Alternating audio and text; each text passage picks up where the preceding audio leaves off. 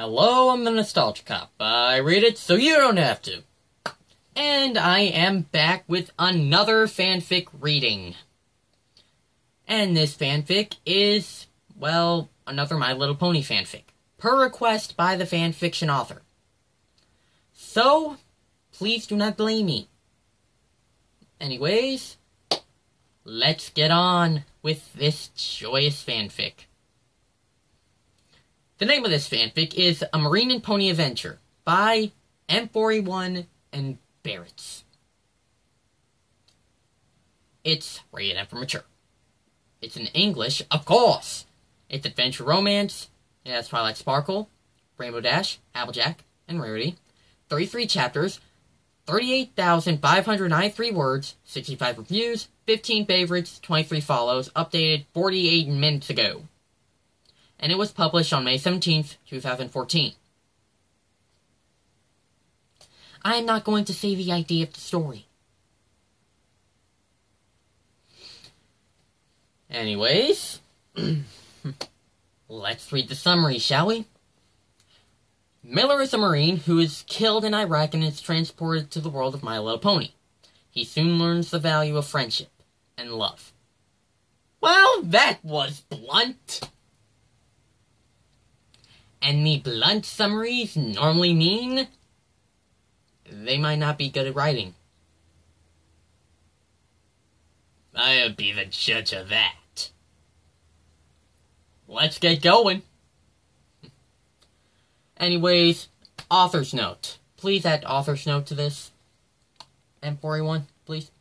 Actually, just M4, because that's what you call yourself in here. M4. Please add author's note to the side.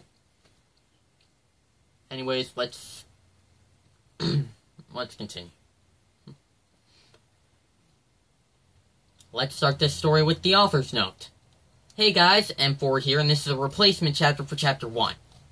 I just found a good spell check feature that will allow me to spell better and correct any mistakes. So anyways, I hope you enjoy, and I will talk to you guys later. End author's note, begin Chapter 1.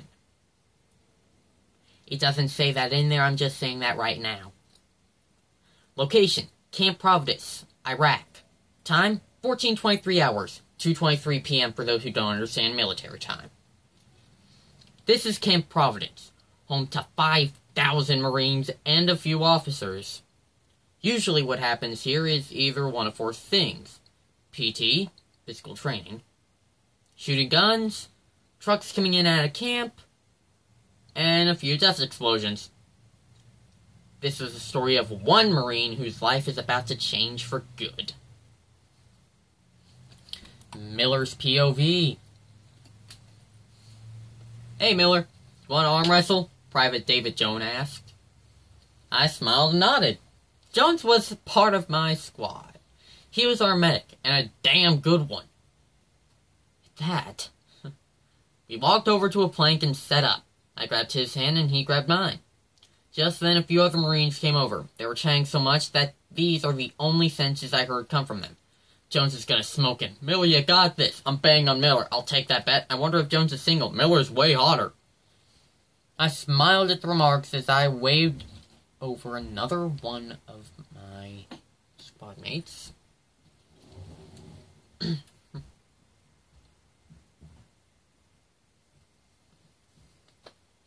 Lance Corporal Brandon McKenzie came over and started. He was also part of my squad and our cover guy. Basically, he uses his MK-48, a type of machine gun, to cover us when we are in a tight spot.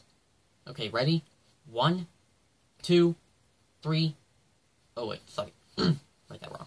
Okay, ready? 1, 2, 3, he said, as he let go of our hands. Jones may be our medic, but he was pretty strong. We were so close to a tie, but I took the rest of my energy and beat him. The crowd of Marines cheered as I walked away. Okay, so allow me to take the time and introduce myself. I am Staff Sergeant Miller Thompson, United States Marine Corps. I am 30 years old. I have blue eyes, blonde hair with a mohawk, and a 6-pack of abs. My weapons are M4A1 with ACOG and grenade launcher, L115 with extended mag, upper red M9. I always clean them day after day. I'm the leader and the sniper of my squad. Flashpoint reference. Let's continue. There are a few more Marines in my squad. Corporal Stinger is our supply man. He gives us guns, ammo, and explosives. Last is Sergeant Jack Barretts. He is our other machine gunner. I smiled and walked into our barracks. Our squad name is Delta X-Ray 1. The other 2 Delta X-Rays do just regular supply runs while we do the most dangerous shit. We take down big people associated with Al-Qaeda and ISIS. So, they started putting, remove that E please, bounties on us. Stinger got a $400,000 bounty. Either use the $sign or have dollar spelled out. You can't use both. Jones got a $3,500 bounty. Again, you can't use both, one or the other. Barretts and McKenzie both got $5,600 bounty. That should be both got a $5,600 bounty. Anyways, me? I actually had the biggest bounty of all. I got a $15,600 bounty. Damn! I didn't know bounties could go that high. Oh, wait. I guess I haven't read Deadpool. None of you suggest those fanfics to me. There's a reason he's called the Merc with the Mouth. He breaks the fourth wall a lot, too. Anyways. Due to the fact that I killed 1,400 people and had blew up a few places infested with enemies. That should be, and had blown up a few places with enemies. I received many awards, including the Medal of Honor and the Purple Heart. I smiled and laid down on my bed as I was about to go to sleep, but I heard an announcement. Delta X-Ray 1, report to the commander's office immediately. Possession, '(S), please, it said. I put on my green t-shirt and my camo blouse and ran straight to the commander's office. Again, '(S). When I got there, my team was outside as well. I knocked on the general's door and waited for his answer. '(S), please, I beg of you.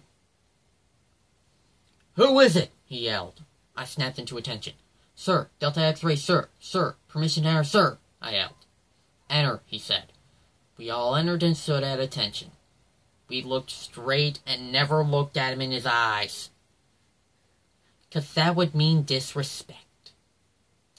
I may not know about the Marines, but if you look a general in the eyes and he doesn't tell you to, that's disrespectful.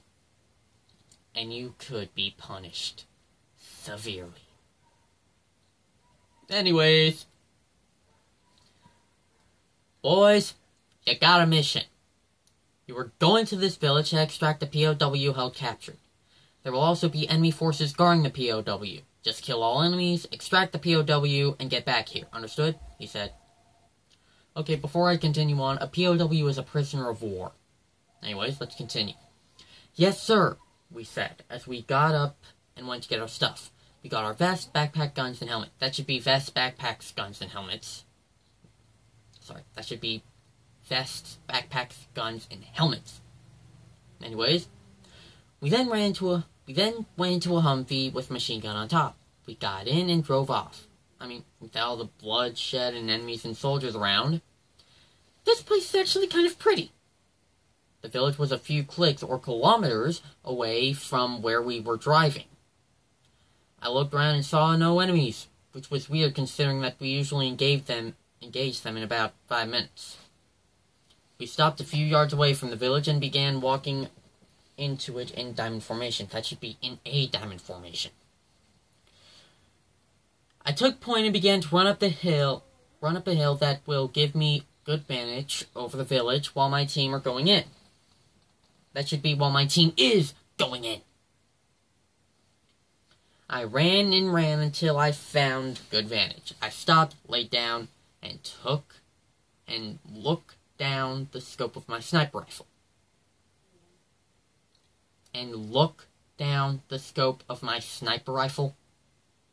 Really? Please change that to looked. L-O-O-L-O-O-K-E-D. Looked. Anyways, let's continue. My team was going in. It was quiet. Too quiet as my team moved in on the POW's location, because it just has the P and then a period. I saw nothing but cows, kids, and regular citizens. Jones and the rest stacked up against the door and he kicked it open. They went inside and saw nothing. "Miller, there is nothing here," Barrett said. I took out my radio. "HQ, this is Delta X-Ray 1. There is now sign of the package anywhere." Change that to "there is no sign of the package anywhere," I said. Before they could answer back, two people came out, holding a man in an army uniform. That should be in an army uniform, with a bag over his head. "Team Hustle is on the roof with the package," I said to the radio. Before they could neutralize the threat, a sniper shot the POW in the face. Out of nowhere, 50 or more enemies began to swarm in. They quickly took cover in the abandoned house, and I took aim at one insurgent and fired. He quickly fell dead, and I continued to do so.